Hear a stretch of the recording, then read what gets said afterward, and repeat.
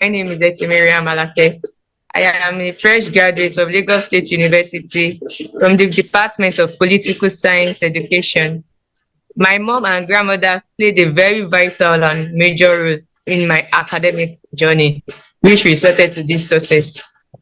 My mother is an entrepreneur and she's also a physically challenged.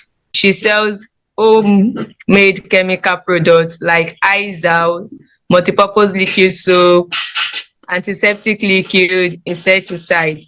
And my grandmother is also a petty trader. So right from my primary school to my secondary school, they were the one financing and supporting till I got to the higher institution. How did your mother's condition impact your childhood? My mom is using a wheelchair. She has her two leg paralyzed. So with that, she still struggles so hard to make ends meet by going to the health center nearby to sell her products to people so she can get money to finance my education. While she was bringing me up, she showed me some morals to follow and she also gave me education. When I said education, it's an outstanding education because I didn't attend a public school during my primary school days because she wanted a very strong foundation for me. She enrolled me in Afford International School, which was a very big primary school in our area at Idimu then. So graduating from my basic education at Afford, I got into Olonfumi Senior Grammar School, which was a public school. So I made my papers out there and I wrote my job and got admission into LASU. Can you elaborate more on your mother's condition and the challenges she faced with that condition? As a disabled, it's not everybody that will want to support her. So she actually took herself up to strive for daily means. It was where she was selling her goods. She met Alaja Bakori Sakina that actually came in form of assistance to her, that if she can be assisting her with some money, more like a loan, but a loan without profit, so she can be selling, she can use to finance her sales, so it will boom up very well from there. So with her condition, rather for my mother to be begging, she shows her business so much. She sells on clinic days, which are Tuesdays and Thursdays, and despite her condition is very critical. She can't walk, she's on wheelchair, both are both legs. So before she gets to the market, most times the Mara driver that's supposed to come and pick her at home, there can be disappointment by saying my tricycle broke down today. I was caught by the police officer yesterday, so I couldn't take you to the working place today. So there are some days where I'm on meet and break. Also, I do go to the market for her to relieve her that okay, I'm on a holiday. Let me go to the market for you today. So during my academic success journey, my mom stood for me a lot because I have a father. My father is not late. My father is still alive. And throughout my 4 years, it didn't interfere into my academic journey. It's not because he's not financially capable, but I don't know the reasons. All the reasons are best known to him. So my mom is the one that cater for all my needs and some people that God has blessed me with. I was about asking, but I just heard that maybe there's no need for that. But you answer your father's surname, right? Yes, I use his surname because I'm an indigene of Lagos State, from Lagos Island to be precise, which gave me the opportunity to secure the admission faster because I learned LASU give Lagos State indigene admission first before answering other states indigene. Oh, I understand. Did you still relate with him? He was actually around on my convocation day. He was so happy, elated that wow, his daughter is now a graduate because I'm the only child that is a graduate for him because I have step sisters and step brothers. But I am the only child of his that is a graduate. So he was so much happy, so much elated that wow, I did this. But in my course of academic journey, it didn't contribute. So What are some of the most significant sacrifices your mother has made for you? The school I finished from my secondary school education, we couldn't make our heck. Everybody generally, that was 2018 set. We had mass failure due to one or two things. So I have to enroll in another school for my WAEC. So during that period, my mom was financially down. So she had to take this LAPO loan, which was a very huge sacrifice I can never forget. She took LAPO loan for me, and she have to make sure she attend every clinic day at where she is selling, so that she can sell and repay the money, which is weekly money. That was a very huge sacrifice, because without my WAEC, I can't take my JAMB, talk less of me securing an admission into LASU. What about your grandmother? Is there anything more you want to tell me about your grandmother in terms of her role in your educational pursuit?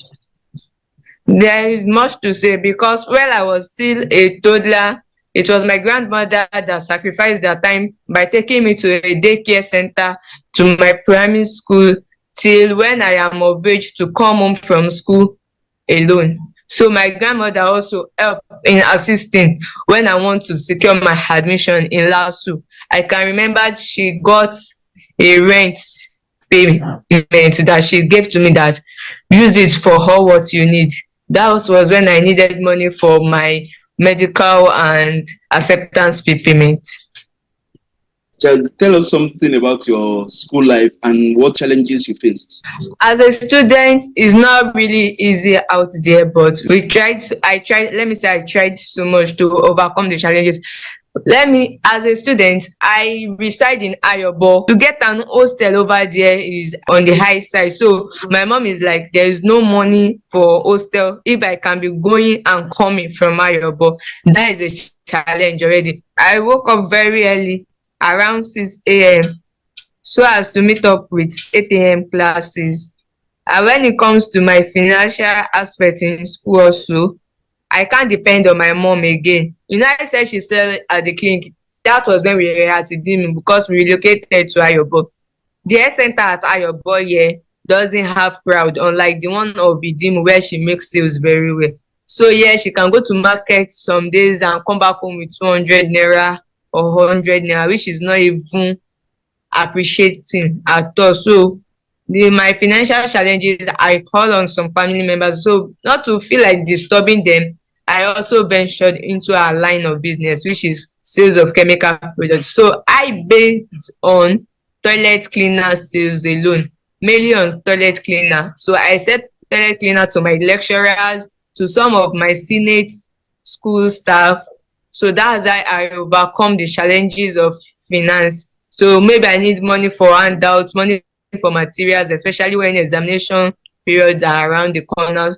Some lecturers will say, print these materials, they will serve as your CA. Make sure you get this material, they are for your CA. Make sure you take this textbook, they are for your CA. So I will want to get that, and not to bother my mother at home, because I know she's not making sales online before. So me selling my product to all my lecturers and my senior staff member of the school make me have money and to overcome the financial challenges. How do you balance your studies with these other responsibilities that you just highlighted? Once it's time for exam, we do have our exam in the 12th week according to my school calendar. So anything from 10th week, I stop selling goods to my customer. So I focus mainly on my studies. So I go to my friend hostel, we study together. I wasn't opportune to go for night class because of where I'm staying is too far. I have midnight reading. I burn my candles in the middle of the night to read. And when it's exam period, anything I couldn't understand, I walk up to some of my department mates who are more enlightened than I am. What kept you going during the toughest times? I motivated myself that I signed up for this and I'm going to end it up, because I am, let me say, I am destined for greatness. I know I want to make these papers. I want to get this success that I am a graduate.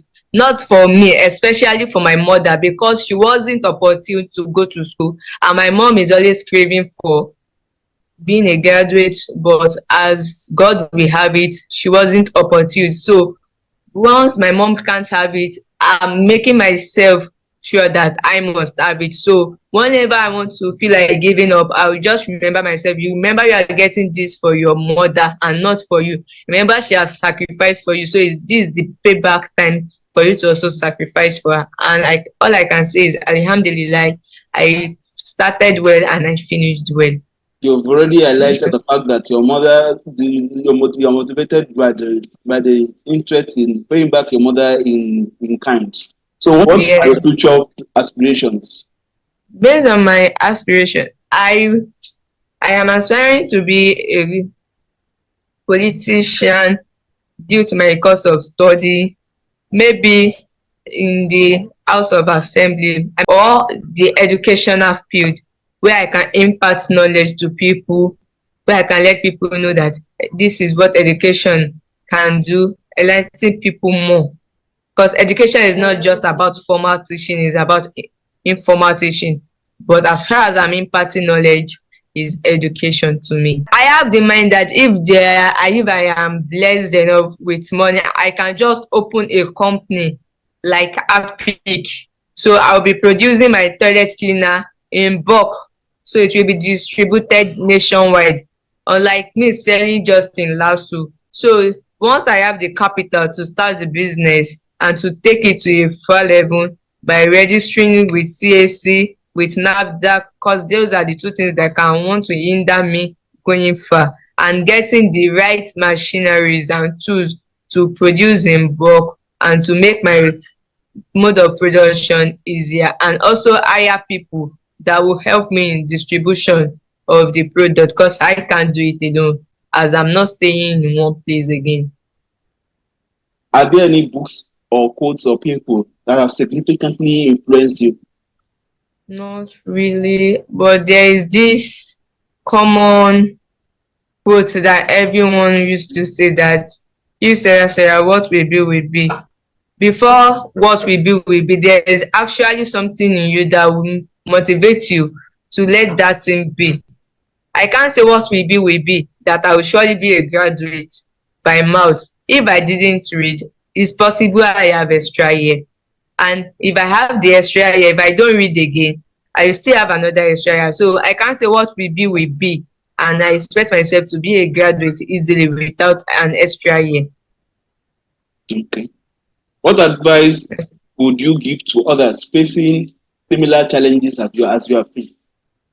My advice is that everybody or anyone that finds his or herself in this situation, especially in the academic journey, should believe that there is light at the end of the tunnel, that everybody or anyone that starts an academic journey should not believe that it will be rosy or true. There are some challenges, there are some tough times that will come. It's up to you to take up the skill and work in resilience, that at the end of the day, I will get the most benefit and I will get the reward from this.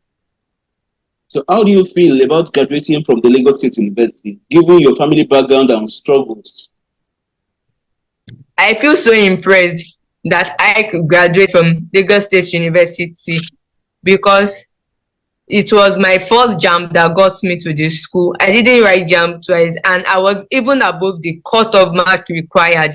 So that alone gave me impression that, whoa, I'm going to make this eventually. And on the day I signed out, I was so impressed, really impressed, because most of my colleagues at the secondary school, after their WAEC failure, they didn't make any attempt to go for their WAEC again. Most people are into one or other things by learning skills or going into buying and selling. Unlike me, who took up myself that I must study and study very well, that I must attend a higher institution by taking up another WAEC examination, because I didn't see my first WAEC as a failure. I saw it as an experience to go further. How do you hope to give back to the family and community? Tell us more about that. All right, I'm planning after my or during my youth service, when I go for my CDS, that is community development service, I will, as an educator or an educationist, I will want to take my PPA as a school, so I can be educating the young ones, groom them, let them know from the start that there is a better future ahead of them. So that is one way of giving back to the community. Another way of giving back to my family is after I'm done with my NYSC service and I'm secured a good job, there is this plan I have for my mom that I will set her up. She won't be struggling herself over selling this or over selling that.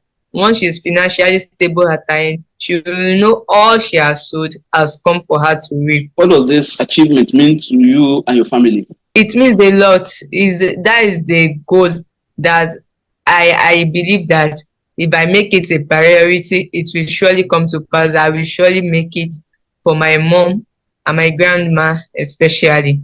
Is there any other thing that you would like to say? I will say I will be happy to work with you people. Getting myself in working with you people will enlighten me more on writing or in other broader aspect of education which I couldn't cover during my 4 years in LASU, because learning doesn't stop anywhere. I think that's all for now.